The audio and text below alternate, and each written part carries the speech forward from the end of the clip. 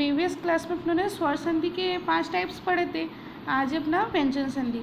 तो व्यंजन की डेफिनेशन क्या है कि व्यंजन का किसी अन्य व्यंजन अथवा स्वर के संयोग से जो विकार उत्पन्न होता है उसे क्या कहते हैं, अपन व्यंजन संधि कहते हैं।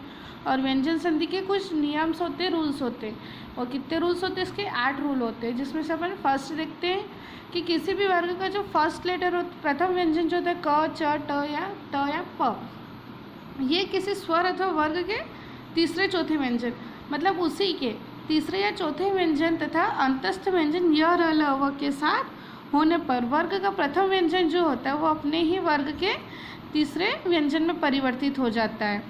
कौन से? फर्स्ट वाला तीसरे में परिवर्तित हो जाता है। जैसे क वाला आप लोग को बता रखा है वाक प्लस दान। जैसे यहाँ पे लिखा हुआ वाक प्लस दान, तो ये क्या बन जाएगा? वाकदान। यहाँ पे आधा क है ना, ये हलन जो लगता है आधा क है, तो क्या बन जाएगा? वाकदान बन जाएगा। क वाला अपने ही वर्ग के तीसरे में बदल गया, तो क्या बन गया? इसका वाकदान बन गया। जैसे अच प्लस अंत बराबर अजंत, ये च वाला ज बन गया। ऐसे षट प्लस आनन यानी षडानन, सत प्लस एव सदैव, त वाला द में कन्वर्ट हो गया। अब प्लस ज बराबर अब्ज। ओके, जैसे ये इधर भी दे रखे दिक प्लस अंबर बराबर दिगंबर हो जाएगा। क वाला क्या काय में चेंज हो गया? अपने ही वर्ग के तीसरे व्यंजन में चेंज हो गया। अब इसका नेक्स्ट रूल आता है ख वाला, जब किसी वर्ग के प्रथम व्यंजन का संयोग किसी अनुनासिक वर्ण के साथ होता है तब प्रथम व्यंजन वर्ग के पांचवें में बदल जाता है। मतलब इसमें क्या होगा? पहला व्यंजन जो होगा अपने ही वर्ग के पांचवें में बदल जाएगा। जैसे क काय में बदल जाएगा, इ में, च अन्य में, ट ण में, और त न में, और प म में चेंज हो जाएगा। जैसे वाक प्लस मय, तो क्या हो जाएगा? वाग्मय हो जाएगा। ऐसे षट प्लस मुख षण्मुख हो जाएगा। तत् प्लस मन, तत् प्लस मय तन्मय। ये त वाला और म वाला जब मिलेगा तो काय में बदल जाएगा? अपने ही वर्ग के पांचवें में बदल जाएगा। अब प्लस मय बराबर अम्य। अब 3 नंबर का रूल आता है इसमें त वर्ण संबंधी। इसमें क्या होता है? त वर्ण से संबंधित जो अपने नियम होता है वो आता है। तो इस त में भी अपने कुछ रूल्स होते हैं। फर्स्ट इसका त या द का संयोग, जब त और द मिलता है ना तो क्या बनता है? उनका संयोग च या छ के साथ होने पर क्या बन जाता है? च हो जाता है, यानी ये आधा छ बन जाएगा। त और द के साथ यदि च और छ मिलेगा तो आधा द बन जाए, आधा च बन जाएगा। जैसे सत्य प्लस चरित्र, ये क्या हो जाएगा? सच्चरित, सच्चरित। उत प्लस छिन्न यानी उच्छिन्न, उत प्लस चरित बराबर उच्चित, उच्चरित। जगत प्लस छाया बराबर जग छाया। ये त और द जब च और छ के साथ मिलते हैं तो आधा छ बनता है। ऐसे इसका सेकेंड होता है त का संयोग जब ज और झ के साथ होने पर क्या बन जाता है? आधा ज हो जाता है। जैसे सत प्लस जन, तो क्या बन जाएगा? सज्जन। ये जैसे यहाँ पे जुड़ गया आधा ज और जुड़ गया। उत प्लस ज्वल बराबर उज्ज्वल। ऐसे 3 नंबर का नियम आता है त के साथ ट या ण्य जुड़ने पर क्या हो जाता है? आधा ट हो जाता है। त के साथ कौन जुड़ता है? साथ जुड़ेगा ट या ड जुड़ेगा तो आधा ट हो जाएगा। ट प्लस ट बराबर टट। जैसे तत् प्लस टीका बराबर तट्टिका। ऐसे 4 नंबर का रूल आता है इसमें त का मेल ड के साथ होने पर अंग्य में अण्य हो जाता है ना, तो त प्लस अण तो क्या बन जाएगा? उत प्लस डयन यानी उड्डयन। ऐसे अब नेक्स्ट रूल आता है इसका 5 नंबर वाला कि त का मेल ल से होने पर क्या बनेगा? ल हो जाता है। दिख रहा है आपको? त का मेल ल से होने पर ल बन जाता है। तो इसमें आधा ल और जुड़ जाता है ना। तत् प्लस लीन बराबर क्या हो जाएगा? तल्लीन हो जाएगा ये। उत प्लस लास बराबर उल्लास। ओके, 6 नंबर का आता है त के बाद ह होने पर, त के बाद अगर ह होता है तो वहाँ पे क्या बनेगा? त का द तथा ह का ध बन जाता है। त के बाद ह होता है ना तो वहाँ पे त का क्या बन जाएगा? द बनेगा और ह का ध बन जाएगा। जैसे उत प्लस हत, त के बाद ह दिख रहा है आपको? उत प्लस हत, तो ये क्या बन जाएगा? उद्धत बन जाएगा। अब हमने देखा त का ह पे होने पर क्या बनेगा? द। ऐसे उत प्लस हरण बराबर उद्धरण।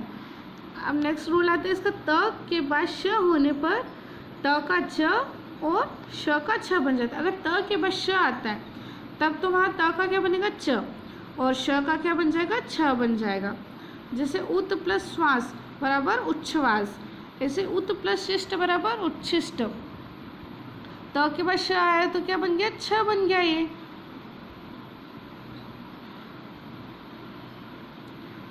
ओके, फिर आता है अपना 4 नंबर म वर्ण संबंधी। अभी हम लोग देखे थे त से रिलेटेड कुछ रूल्स, आप देखेंगे म से।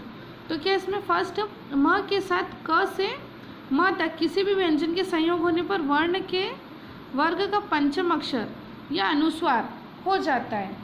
क्या हो जाता है, म के साथ अगर क से म तक के कोई भी व्यंजन का संयोग करते तब अपन तो पंचमाक्षर या अनुस्वार अंग्य इण न म हो जाता है। जैसे सम प्लस गति तो क्या हो जाएगा, संगति हो जाएगा। म के साथ अपन ग को जब जोड़ते हैं, अपने लिखा क से म तक जो भी जुड़ेगा तो क्या हो जाएगा, पंचम अक्षर में बदल जाएगा। तो क्या हो जाएगा, संगति। जो अपन ये राइट करते हैं इसको इस तरह से राइट करते हैं, सम प्लस तोष बराबर क्या हो जाएगा, संतोष हो जाएगा। सम प्लस चय बराबर संचय, सम प्लस मान बराबर सम्मान। ऐसे नेक्स्ट रूल आता है, म के बाद य र ल व श स श ह आने पर म अनुस्वार हो जाता है। क्या हो जाता है, म के बाद अगर ये वाले वर्ण जो आते हैं तो म काय में कन्वर्ट हो जाता है, अनुस्वार में कन्वर्ट हो जाता है। जैसे सम प्लस योग, ये आ रहा है तो यहाँ पे क्या बन जाएगा, संयोग, ऊपर बिंदी लग जाती है। सम प्लस लग्न बराबर संलग्न, सम प्लस शय बराबर संशय, सम प्लस हार बराबर संहार, सम प्लस रक्षक बराबर संरक्षक, और सम प्लस वाद बराबर संवाद, सम प्लस सार बराबर संसार। ऐसे अब देखना है आपको, अपनों ने 4 रूल्स पढ़े व्यंजन संधि के। अब आता है 5 नंबर का रूल व्यंजन संधि का। ओके, अभी त संबंधी म संबंधी पढ़े। अब आता है 5 नंबर, किसी स्वर जैसे अ आ ई उ और री का मेल।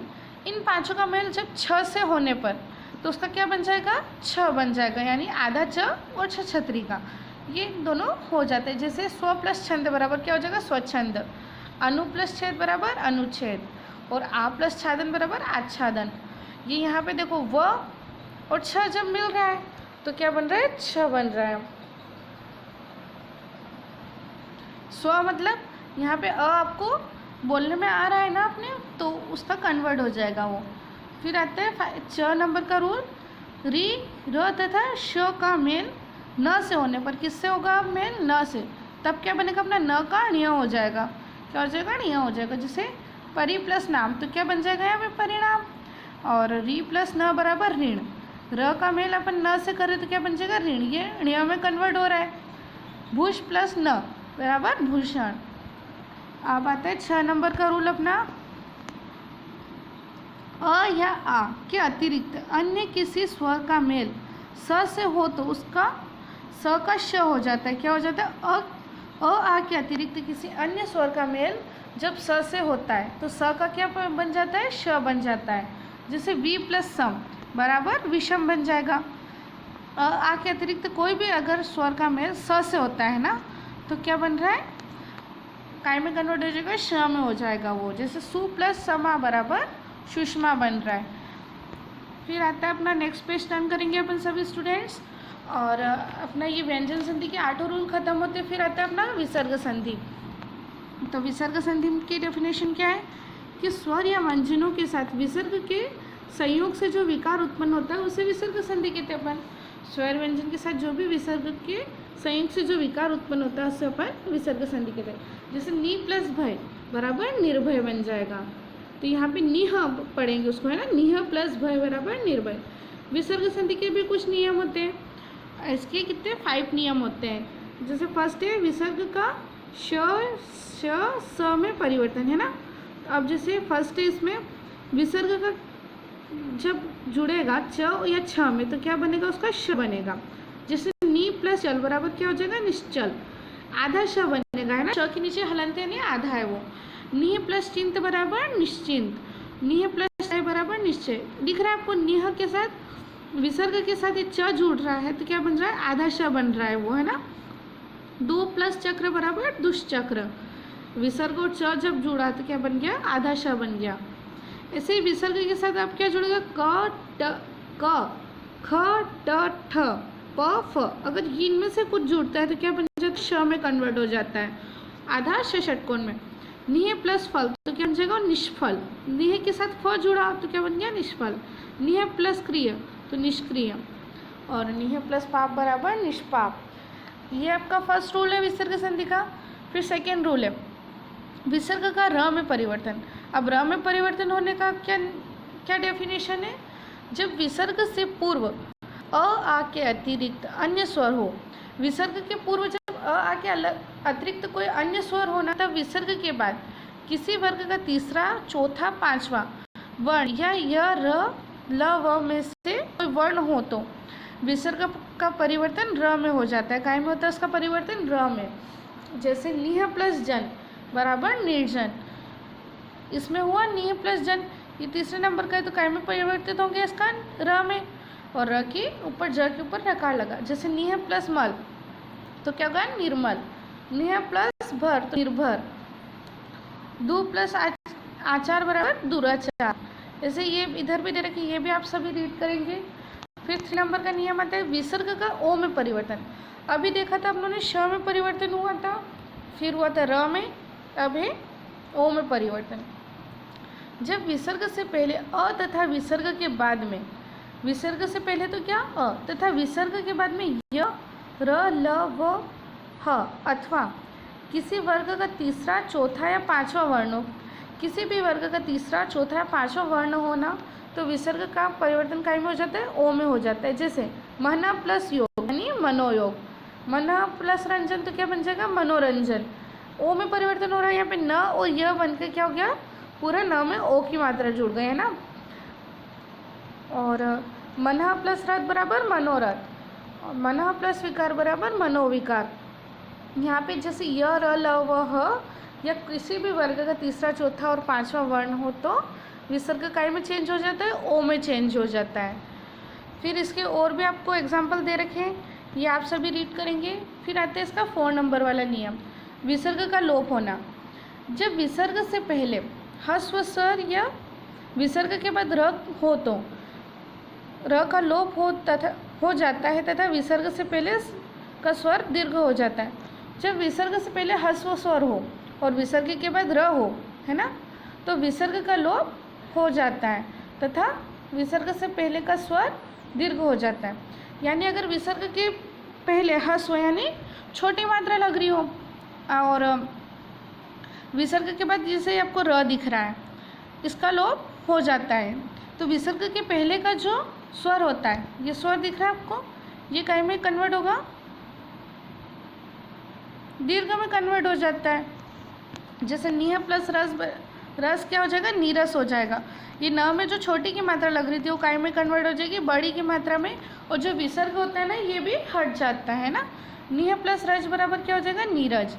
और विसर्ग का यथावत रहना। फिर 5 नंबर वाला, जब विसर्ग के उपरांत क तथा प हो, विसर्ग के बाद क और प हो तो विसर्ग का लोप नहीं होता है, मतलब विसर्ग नहीं हटता है। जैसे अंतः प्लस करण तो क्या हो जाएगा? अंतःकरण। ये ऐसा ही रहता है। ऊपर तो क्या होता है? विसर्ग हट जाता था और आगे की मात्रा जो होती है ना, छोटी के ह्रस्व स्वर होता है, वो दीर्घ में कन्वर्ट हो जाता है। जैसे प्रातः प्लस काल बराबर प्रातः काल, अधः प्लस पतन बराबर अधः पतन। इसमें विसर्ग के बाद अगर क या प हो तो विसर्ग का लोप नहीं होता, विसर्ग ऐसा का ऐसा ही रहता है। जैसे विसर्ग के उपरांत श ब स, अगर इन लेटर्स में से कुछ भी होने पर भी प्राय विसर्ग का लोप नहीं होता है। जैसे निह प्लस शुल्क तो निःशुल्क, निह प्लस संदेह बराबर निसंदेह, ऐसे विसर्ग नहीं हटता है। ये थे आपके विसर्ग संधि के 5 रूल्स। और अपनों ने आज व्यंजन संधि के रूल्स भी पढ़े। अब बताए संधि विच्छेद की डेफिनेशन क्या है। तो जैसे संधि के नियमों के अनुसार संयुक्त शब्दों को पुनः मूल अवस्था में लाने की क्रिया को संधि विच्छेद कहते हैं। क्या है? पहले तो अपनों ने जो अपनों को संधि दे रखी थी उसको संधि विच्छेद किया था। अब क्या है? संधि के नियमों के अनुसार संयुक्त शब्द, जैसे ये संयुक्त शब्द है पूरा, इसको पुनः मूल अवस्था में लाने की क्रिया को क्या कहते हैं? संधि विच्छेद कहते हैं। जैसे समानार्थक, तो समानार्थक को अगर अपन संधि विच्छेद करेंगे तो क्या बनेगा? समान प्लस अर्थक। पहले अपन क्या देख रहे थे कि अपनों को संधि विच्छेद दिया हो उसको अपन संधि बना रहे थे। अब जैसे आपको संधि बताया हो तो इसको अपनों को संधि विच्छेद में बना के दिखाया हुआ है। जैसे दिक्कत प्लस दिगत दिगंत दे रखा है तो क्या हो जाएगा, दिक प्लस अंत हो जाएगा। संसाधन है तो सम प्लस साधन, और निह प्लस शंख है तो निशंक है यहाँ पे, तो क्या हो जाएगा निह प्लस शंख। ओके स्टूडेंट्स, ये अपना चैप्टर लेसन 3 कंप्लीट होता है। अगर किसी को भी कुछ इसमें समझ नहीं आए तो आप एक बार और इस वीडियो को अच्छे से देखना। ओके।